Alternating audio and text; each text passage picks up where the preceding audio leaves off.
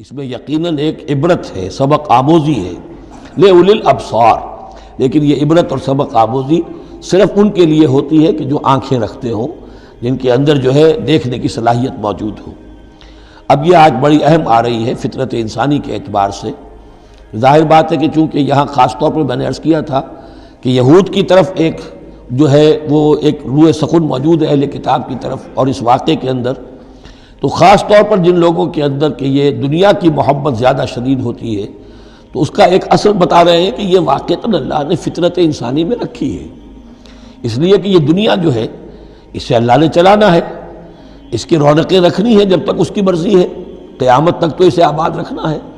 اولاد پیدا ہوگی تو دنیا قائم رہے گی، نسل چلے گی، مرد اور عورت کی ایک دوسرے کے ساتھ کشش ہوگی تو اولاد پیدا ہوگی، اور یہ تمام چیزیں جو ہیں دولت کی کوئی طلب ہوگی تو آدمی محنت کرے گا، مشقت کرے گا، کمائے گا، تو اس لیے یہ چیزیں فطرت انسانی میں ہیں، یہ بیسک اینیمل انسٹنکٹس ہیں۔ بس ضرورت اس بات کی ہوتی ہے کہ انسٹنکٹس کو دبا کر رکھا جائے، اللہ کی محبت، اللہ کی شریعت کو اس سے بالا تر رکھا جائے، بس یہ نہیں ہے کہ ان کو ختم کر دیا جائے۔ سیلف اینیہیلیشن اسلام میں نہیں ہے، یہ رہبانیت ہے کہ اپنے نفس کو کچل دو، ختم کر دو، نہیں، سیلف کنٹرول، اپنے آپ کو کنٹرول میں رکھو۔ یہ منہ زور گھوڑا ہے نفس انسانی کا، لیکن جتنا طاقتور گھوڑا ہوگا اتنا ہی آپ کے لیے تیز دوڑنا جو ہے وہ آسان ہوگا، لیکن جتنا منہ زور اور طاقتور گھوڑا ہے اتنا ہی اسے قابو میں رکھنے کی ضرورت بھی ہے، ورنہ اگر اس کے رحم و کرم پر سوار آ گیا تو جہاں چاہے گا پٹخنی دے دے گا۔ تو اس اعتبار سے سیلف کنٹرول ہو، گھوڑا پورا قابو میں ہو۔ البتہ یہ ہے کہ سیلف کو، اپنے نفس کو، اس کو کچل ڈالنا، سیلف اینیہیلیشن، یہ اسلام میں نہیں۔ زُیِّنَ لِلنَّاسِ حُبُّ الشَّهَوَاتِ مِنَ النِّسَاءِ، مزین کر دی گئی ہے لوگوں کے لیے ایک تو محبت جو ہے، شہوت کی محبت خواتین کے بارے میں۔ اب دیکھیے یہاں بھی قرآن مجید گویا کہ ایک طرح سے تائید کر رہا ہے فرائڈ کی۔ اس کے نزدیک سب سے پورٹنٹ فیکٹر جو ہے، سب سے پورٹنٹ جو موٹیو ہے انسان کا، وہ سیکس ہے، اور یہاں بھی اللہ تعالیٰ نے سب سے پہلے اسی کا ذکر کیا ہے۔ اگرچہ میرے نزدیک ضروری نہیں ہے، اس لیے کہ دوسری جگہوں پر پیٹ جو ہے، معاشی ضرورت یہ اس سے بھی سخت ہو جاتی ہے، لیکن یہ کہ واقعتاً یہ حضور نے بھی فرمایا ہے صلی اللہ علیہ وسلم، ما ترکت بعدی فتنۃ اضر علی الرجال من النساء، میرے بعد اب مردوں کے لیے عورتوں کے فتنے سے بڑا فتنہ اور کوئی نہیں ہے۔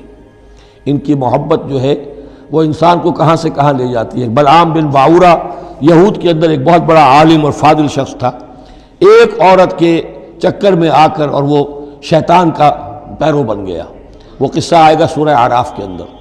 تو واقعہ یہ ہے، لیکن ایک فطرت کے اندر ہے تو صحیح، محبت تو ہے۔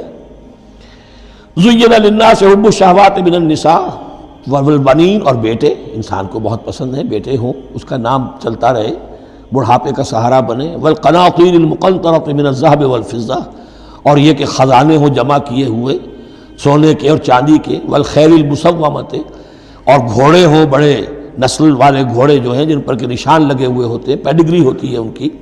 وَالْأَنْعَامِ، اور مویشی ہوں، مال جو ہے پنجاب میں اور سرائکی کے علاقے میں مال کہتے ہی جانوروں کو ہیں، ان حیوانات کو ہیں، مال مویشی۔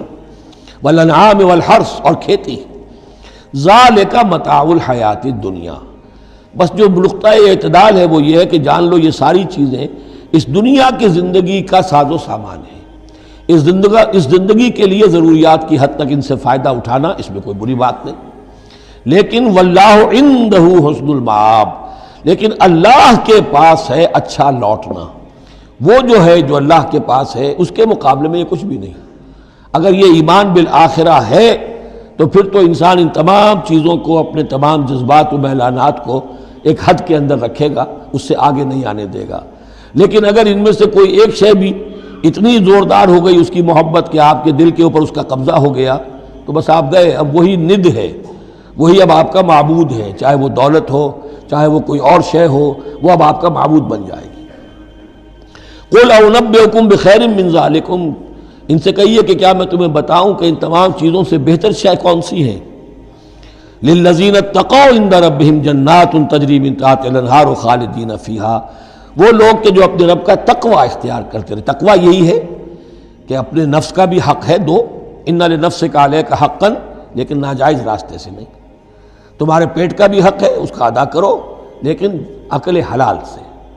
تمہاری اولاد کا تم پر حق ہے، ان لنفسک علیک حقا وان لزوجک علیک حقا وان لزورک علیک حقا، تمہارے ملاقاتی آتے ہیں ان کا بھی تم پر حق ہے، وہ حقوق ادا کرو، لیکن اللہ سے اوپر کسی حق کو فائق نہ کر دینا، بس یہ ہے اصل بات۔ اگر تو یہ اگر حفظ مراتب نہ کنی زندگی، اگر یہ حفظ مراتب نہیں ہوگا تو گویا کہ اب آپ گئے، دین اور دنیا سب گئی۔